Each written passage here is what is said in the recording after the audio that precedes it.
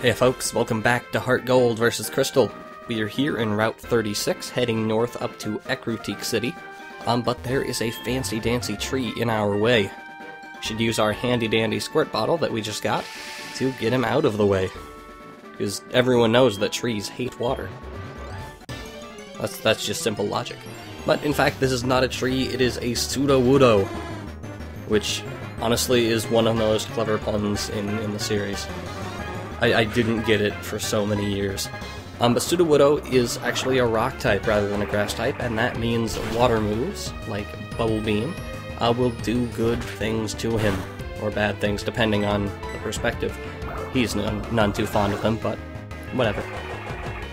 Anyway, I'm actually gonna catch Sudowoodo not as a part of the team, but for HM usage, because Sudowoodo can learn things like Strength and Rock Smash, hopefully. And I don't want to use those on any of my permanent team members, because I don't really care for those moves very much. Sudowoodo isn't meant to be a difficult fight, it's just, I don't know, it might be a difficult capture. I think most of the time when I'm playing through the game, this is the first time I really use a Great Ball. Partly because I don't catch many Pokemon before this, but yeah. This is kind of that transition point, I would say. But yeah, get him in. I would recommend catching just because he's a unique Pokemon, and can use HMs. I used the Sudowoodo in my Coliseum playthrough, so you can't say that I'm discriminating against cool Pokemon. He's had his chance, and it was pretty good. Anyway, this girl will give you berry pots, which allow you to grow berries in your very own pocket. I don't grow berries. I haven't grown berries since they were introduced. Still don't really care. But if you're the type of person who wants to grow berries, either for battle use or for EV training or something along those lines, feel free. Anyway, worth noting here, go over and talk to this portly gentleman, and he will give you the HM or TM, depending on your version, for Rock Smash. It's a TM and Crystal HM here, because it is, I think, necessary, maybe? It's at least a good idea to have it if you want to find various special items. So we'll be bringing that out once in a while. Anyway, head up north to Route 37, and we have a pair of double battles. Now, I'm not going to show the double battle with these twins other than this little bit here, because there's a much more significant battle coming up that will take up a lot of time. But I did want to show that Webster is able to learn Nightshade now at level 17 in Crystal. It's later on for whatever reason. I think they realized that it was a very useful move and they put it up a little earlier for people trying to get away with using a Spinnerack for whatever reason. But yeah, that'll be a good addition to Webster's moveset. Now then, here comes the meat of the episode. You might be wondering, well, Data, how can you fill 17 minutes with this one route that has like 3 trainer fights? Because of this trainer fight.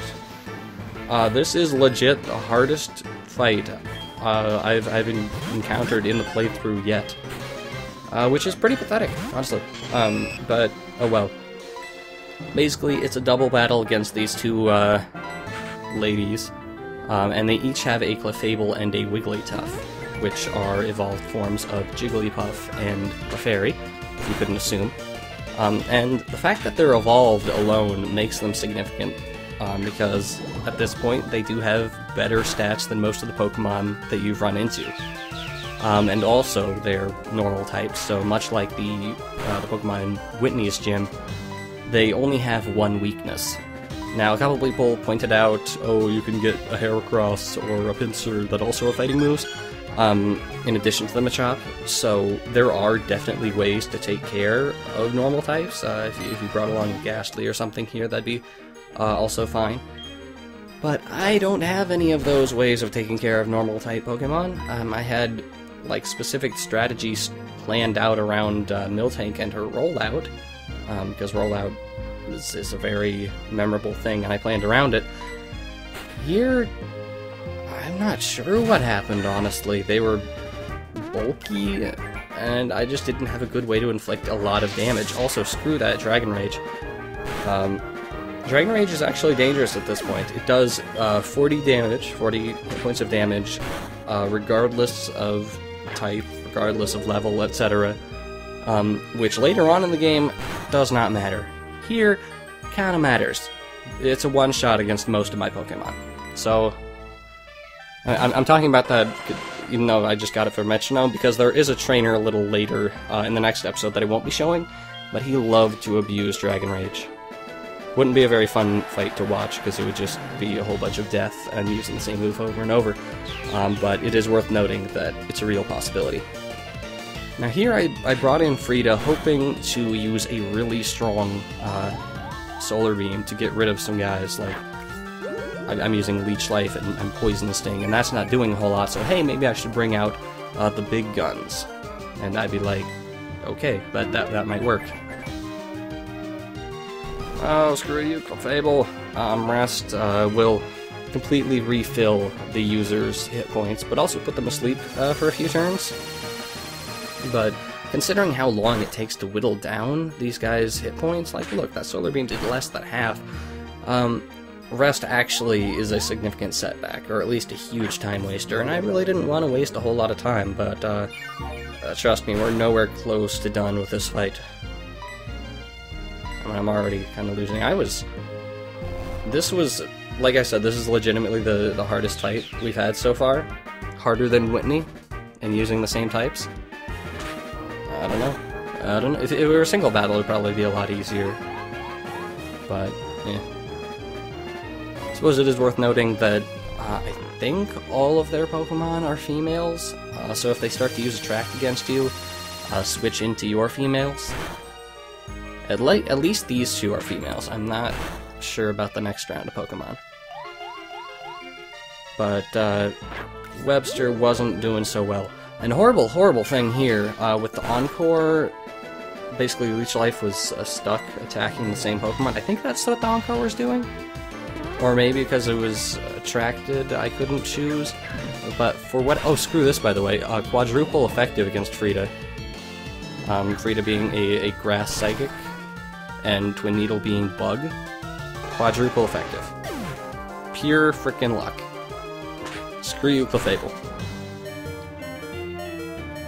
Anyway, yeah, I couldn't choose which target, Leech Life or Poison Sting or whatever was going after, so I wanted to finish off that Clefable, but Webster just kept attacking that Wigglytuff, and it was just not conducive to winning. Anyway, bring in Bree, because Bree is honestly one of my most powerful attackers, what with the extra sensory. And Webster's not doing so well. So hopefully getting Clefable out of the way. Now, when I was recording this, by the way, of course he doesn't die, he lives on by a string. When I was recording this, I didn't realize that they had 4 Pokemon. I thought it was just these 2. So I really wanted to get this Clefable out of the way, and I was like, alright, getting him out of the way, getting this fight done, not gonna have a horrible slaughter on my hands. And, I know I talked about it a bit preemptively, but imagine my surprise when I defeat this Clefable right here, and it's not over, not by a long shot. That's 1/4 of their Pokemon down. Yeah, I was not a happy camper when this happened. Oh no, okay, all their Pokemon are female. Good to know. Now, I may or may not have mentioned in previous double battles, my general strategy is to take care of one trainer's Pokemon completely, just focus on one, in order to get essentially into a 2-on-1 situation against them. So, that's basically what was going on. And whenever I do have control of who I'm fighting, I usually go for the rightmost. Now, I think there is, like, I don't know if it was, I don't know when, where, how. I think there is one where other trainers will, like a single trainer will fill in the other spot. I don't know. But here, there we go. That's what I was hoping for on, like, the first turn, was hoping to get a poison so I could just keep whittling them down. Now, admittedly, it wouldn't really have worked on the Clefable because it got rest, which would have cured it of its poison. But still, that's what I was hoping for. Didn't work out. Now, why did we attack that Wigglytuff on the left? I think it's because of the Encore. I think that's what happened. I distinctly remember having no control over what was happening, which sucked. But anyway, that Wigglytuff is poisoned. We're getting closer and closer to a 2-on-1 battle. Now, I was forced to bring in Chikorita as kind of death fodder, because I had, I think, 1 revive to use on a comrade, and I had to use it wisely. So a bit of thinking, and I just revived a dude. Who was it? Find out in just a few minutes. Or seconds, I don't know how long it takes. But anyway, I was hoping that Chikorita would, like, die quickly so I could get that other Pokemon in there and get them experience. But lo and behold, Chikorita isn't actually that far behind in terms of leveling, thanks to all the various shenanigans leveling up Webster way back at the beginning. So it's actually not too far off. It's still not that useful, but not too far off. Anyway, still using Chikorita as a healing term to use on other Pokemon. Because God knows I'm not letting Chikorita get any of the spotlight. Just to be clear, I don't hate Chikorita. I like Chikorita. Again, I used the Chikorita line in my Coliseum playthrough, and I don't know, it's fine, perfectly fine. It's just, it's become a tradition to totally trash on it in my playthroughs. Anyways, freaking disable business. I would have loved to have poison stung the other Wigglytuff. That would have been great, but didn't happen. And look at that! Freaking Chikorita doing well. What is this? I hate it. I mean, I'm sure it helped me, but, like, whatever, man. It's not what I'm in for. It's what in my contract. Anyway, now that I've taken... No, you don't get to learn synthesis. Screw you, Chikorita. It's not happening. Not happening. Okay, so now that I've taken care of the right trainer, the one on the right, it's now a 2-on-1 battle. And that will make things a lot easier because, well, basically damaging each Pokemon twice as fast, damaging the opponent twice as fast. So it should, hypothetically, go down twice as quickly. And I figured, alright, Chikorita, you're here, may as well allow you to cause a little bit of damage, because you're doing more than Webster, and that's saying something. Anyway, bring Webster in, or bring Webster out, rather. And I did not want Chikorita to get any more experience. That's for the permanent team members, alright? Alright, so my revived Pokemon was Klaus here, and Klaus, basically since he has Vice Grip and Rock Tomb, which are probably the best damaging moves I have. Alright, and Chikorita, you're out of here, by the way. Get out of here. Alright, and basically I was hoping, now that it's basically a 1-on-1 battle, Klaus is my only Pokemon left, I can just trash on this guy with the strongest moves I have, which unfortunately are Vice Grip and Rock Tomb. Not exactly really powerful moves. I mean, look at that, that's barely anything. And of course, unfortunately, Klaus is male, so he is subject to Cute Charm attraction. That's no good. Keep in mind that Cute Charm only comes into play when you use an attack that makes direct contact with the opponent, which isn't the same as using a physical attack. It's another separate thing that I just do not have memorized at all. But I believe Rock Tomb actually will not activate it, so that's what I switched to. Anyway, last Pokemon here, Clefable. Jesus Christ, you're gonna die. Also Clefable, you're gonna die too. Jesus dies first though. And, of course, unfortunately, Rock Tomb has less than perfect accuracy and not so great BP, so I'm kind of on a ticking timer here. I will eventually have to switch to Bubble Beam if things are unlucky for me, but sticking to Rock Tomb for the time being. And Clefable really can only do metronome-related activities in attempting to defeat Klaus. You know, Wigglytuff had the Pound, but Clefable is stuck with metronome, which can either be a blessing or a curse.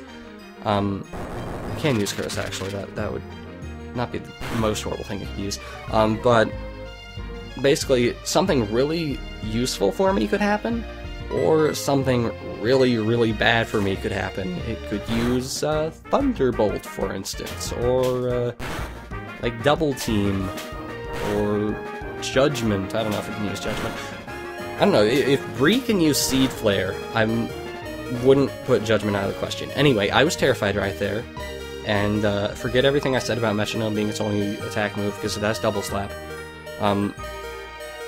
But I was terrified right there. I was like, oh my god, after all this fighting, I'm gonna lose, and I'm gonna have to come back, and I don't really have a good strategy formulated. Ooh, Dougie. Oh, and screw you, but managed to live on by hair there, and it's back to the good old fun of using moves against it. Yes, sorry, Doodle. Switch to Bubble Beam now because it is sure to hit, and that's honestly my priority here. I want to just make sure that it dies eventually. I don't want to have to redo this entire fight, so I would much rather have the last leg of the fight be a little bit slow. But I basically got it in the bag here, barring some sort of horrible accident, which I wouldn't put out of the question, but since I've already recorded this, I know that doesn't happen. And there you go. That was the hardest battle so far. And the best part is, that fight isn't even in Crystal. The trainers just are not there in any way, shape, or form. So, no comparison there. Sorry. So yeah, that was a little bit intense. And, Mother calls to congratulate us or something, I don't even know. Someone mentioned that you can just ignore her phone call, but then the phone keeps ringing, and you're also ignoring your mother, which is incredibly rude. Just FYI. Anyway, we're just about to Ecruteak, but I want to pick up these 3 apricorns, apricots, I don't know. You can bring these back to Kurt to get wonderful prizes if you so desire. I never bother. There's like 2 reasons to ever go back to Azalea ever, besides Kurt, and they're both event Pokemon, so you're not probably gonna see them in this playthrough. Anyway, one more trainer who is actually in Crystal, not showing the fight. He is a Drowsy. He can be annoying with Hypnosis, but I mean, if things really got bad, I could have used Webster, or well, no, he was fainted, but whatever. Here, we are in Ecruteak City, and guess what? I am showing the Pokemon Center because events are happening inside. Look who it is. It's Bill. Fans of the original games will recognize Bill as the pioneer of the Pokemon storage system, the online Pokemon storage system. And then apparently he has a bunch of co-workers who totally stole his thunder in other regions. In the original games, he would mention how he finally perfected his time machine, and now you can trade with the original red, blue, yellow, and green if you're in Japan. But no such thing here, because time travel is just so blasé, we've seen it all before. And he also mentions that he has a house back in Goldenrod, and that is actually relevant to our interests. So warp back to Goldenrod, find his house, and some of you may see where this is leading. That's the underground, by the way. That's the underground. We've been there. But here's his house, and you will find his loving, adorable family. Oh, he lives with his mom. Why am I not surprised? Anyway, grab the phone number from here. You can, in the original games, you could call and see how much space you had in your current box. I don't know what it does now. Anyway, come talk to Bill over here, and you can get a free Eevee.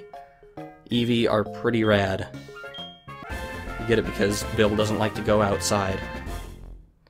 Nice subtle characterization there. And this Eevee is the final member of our team. And so as not to spoil the eventual evolution, choosing a somewhat neutral nickname. Everett. I think that's a pretty rad name, personally.